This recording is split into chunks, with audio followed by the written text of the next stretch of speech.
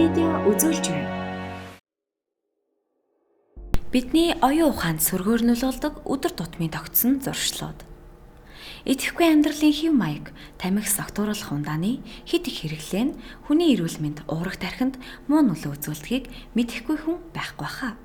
Гэхдээ бидний эрүүл мэнд төдийгүй сэтгэн бодох чадварт сөргөөрнүүлдэг зүйлс таны төсөөлж байгаагаас ч их байдаг. Тэгвэл дараах мэдээллээс таны оюун ухаанд сөргөнөлөө үзүүлдэг өдөр тутмын тогтсон зуршлуудыг мэдэж аваарай. Эдгээр үйлдэлээс аль болох сэргийлэх нь зүйтэй юм шүү. 1. Баг хамт олноороо ажиллах. Ганцаараа эсвэл хоёулаа ажиллахад бид илүү идэвхтэй ажилладаг бөгөөд харин багаар ажиллах үед бидний тархины ажиллах чадвар мэдэгдэхүйц моддог. Ээлжит уулзалтын үеэр бид хит их ядарч ямар ч үр дүнд хүрээгүй болохоо мэддэг. Яагаад? Виржиниагийн судалгааны хүрээлэнгийн эрдэмтэд нэгэн туршилтыг явуулсан байна. Үүнд ижил төвшний IQ-тай хүмүүс бүлэг болж хуваагдаад төрөл бүрийн даалгавруудыг гүйцэтгэх байсан. Энэхүү даалгавраа гүйцэтгэсний дараа хүн бүрийн IQ тодорхой хэмжээнд буурсан бөгөөд ажлын үр дүн тэмч таатай байсангүй.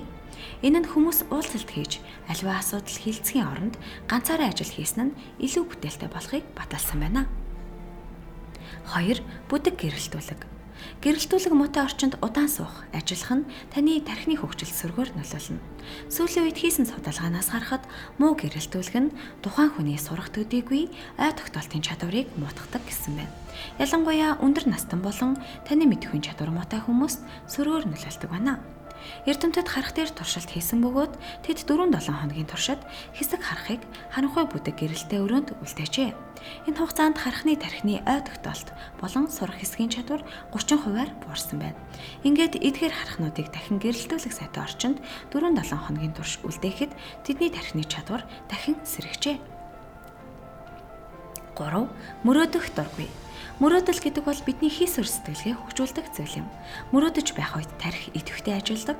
Жишээлбэл сургуульд байхад багш нар хүүхдийг хичээлийн цагаар өөр зүйл бодож хичээлдээ анхаарахгүй байна хэмээн зэмлэдэг.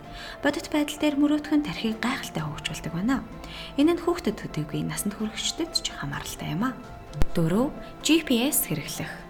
Өөрөө аяллахын маршрутыг зохиох нь бидний тархины хөгжилд сайнаар нөлөөлж нас тогтсон ч сэргэг ухаантай байхад туслана. Харин өдөр бүр GPS хэрэглэх нь энэ чадварт сөргөөр нөлөөлдөг байна.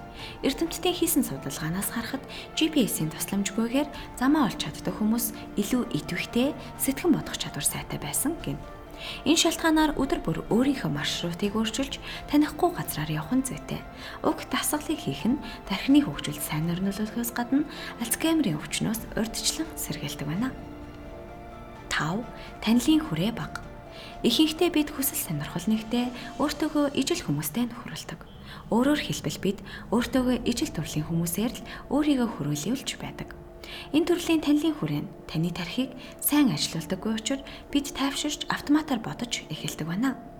Харин өөрөөсөө тис өөр төрлийн хүмүүстэй харилцах нь хайрцагнаасаа гарч сэтгэхэд тусалдаг бөгөөд бид шин зүйлийг сурч тархиа хөгжүүлж байдаг гэсэн үг юм. Энэ тохиолдолд бид аливаа зүйлд илүү хянамгай ханддаг. 6. Чимээ шууган ихтэй орчинд ажиллах. Хотын оршин суугчид ихэнхдээ өдөр бүр олон төрлийн дуу чимээтэй тэмцдэг. Бид энэ бүхнийг нэг бол төвчж, нэг бол чихвч сонсож даардаг. Гэтэл үнэн хэрэгтээ чанга дуу чимээ нь бидний сонсгол төдийгүй тархинд сөргөөр нөлөөлдөг байна. Саяхны судалгаанаас харахад сонсголын асуудалтай хүмүүс ой тогтоолон муутагаас гадна мэдээллийг хүлээж авахдаа муу байдаг гин. Тиймээс бүхий л аргаар өөрийнхөө сонсголыг хамгаалах хэрэгтэй. Үүнд тусгай дуу тусгаарлагч чихвчийг ашиглаж болох юм а. 7. Олон нийтийн сүлжээг хит их ашиглах. Дэлхийд даяар IQ-ийн түвшин буурч байгаа гэдгийг эрдэмтэд харамсалтайгаар дурдаад байна. Мэдлэг боловсрол олгох тогтолцоо шинэ технологи хөгжиж байхад яагаад энэ тоо буурч байгаа вэ? Хариулт нь маш энгийн. Бид өөрөө өөртөө хөгжих боломжийг олгодгүй. Бид ямар нэгэн зүйлийг цээжлэх боломж өөртөө өгдөггүй. Учир нь хайлтын төхөөрөмжтэй гар утас байна шүү дээ. Үүнээс гадна шинэ зүйл сурч байх үедээ бид тогтоохыг огтхонч боддоггүй. Яагаад гэвэл интернет бидэнд бүгдийг сануулчихна. Ингээд бид бодит байдлаас татгалзаж харин бидний оронд бүх зүйлийг мэдэх цахим сүлжээнд өөрийгөө даатгаж байна гэсэн үг юм. 8. Гомдлох. Ямар нэг харилцан ярианы үеэр хүн дунджаар 1 минутанд 1 гомдол хэлдэг. Ингээд тарих энэхүү байдалд асаж үргэлж ямар нэг зүйлд гомдлох хэрэгтэй гэсэн гүрийг босгодог ажээ. Үргэлж гомдлох үед бидний тархи муу ажиллаж аливаа асуудлыг шийдвэрлэх хөгжих чадваргүй болгодог. Тиймээс бид гомдол хэлж олонний өмнө сэтгэлээ уудлах нь аливаа зүйлийг өөрчлөхөөс хэлбэр гэсэн бодолтой болдгоо. 9. Олон даалгаврыг нэг доор гүйцэтгэх. Хэдий чинээ олон даалгавар гүйцэтгэж байна, төдий чинээ бидний тархи илүү ажиллах болно гэж бид боддог. Гэтэл үнэн хэрэгтээ хүн нэг л мэдээллийг сайн хүлээж авдаг бөгөөд олон даалгавар зэрэг гүйцэтгсэн тохиолдолд ажлаа хагас дутуу чанаргүй хийдэг байна. Үүнээс гадна тогтмол олон даалгаврыг нэг дор гүйцэтгэх нь сэтгэн бодох чадварын түвшнийг 15 оноогоор бууруулдаг ажээ. Энэ нь дутуу нойртой хонсны маргааш ажил хийж байгаатай ижил зээл юм. Тиймээс олон даалгаврыг зэрэг гүйцэтгэх нь ой тогтоолтод сөргөөр нөлөөлж шинийг сурах хэрэгэлцлийг үгүй хийдэг байна. 10. Оройн цагаар бэлтгэл хийх. Хөдөлгөөн гэдэг нь бидний эрүүл мэнд болон тархины хөгжилд сайнаар нөлөөлдөг. Өглөөний цагаар бэлтгэл хийх нь таныг бүтэн өдрийн турш эрч хүчээр хангаж танд альвааг сурах хүчийг хайрладаг байна. Харин оройн цагаар бэлтгэл хийхэд бүх зүйл эсрэгээрээ эргэнэ. Эрчимтэй хөдөлгөөн хийх нь адреналины түвшинг нэмэгдүүлдэг бөгөөд энэ нь таныг эрчимтэй ажиллахад чиглэгдсэн байдаг. Тиймээс оройн бэлтгэл хийсний дараа унтахад нэлийн асуудалтай болдог бөгөөд та сайн унтаж амарч чадахгүй. Үүнээс гадна бэлтгэлийн дараа таны бие организм нөхөн сэргэх хэрэгтэй болдог боловч энэ ажиллагаа шөнийн цагаар явагддаг байна. Энэ бүхний үр дүнд бид хангалттай амарч чадахгүй юм. Ингээд эрч хүчээ алдаж ажиллах сонирхолгүй болдог ажээ. Хэрвээ та өглөө тасгал хийж амжихгүй байвал орой бэлтгэл хийснийхээ дараа хангалттай ус ууж уургийн агуулмжтай хоол идэх хэрэгтэй.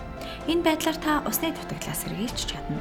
Азар өдөр тутам хэрэгжүүлдэг зүйлсээ бага зэрэг өөрчилөхөд тархины үйл ажиллагаа хэвийн болно.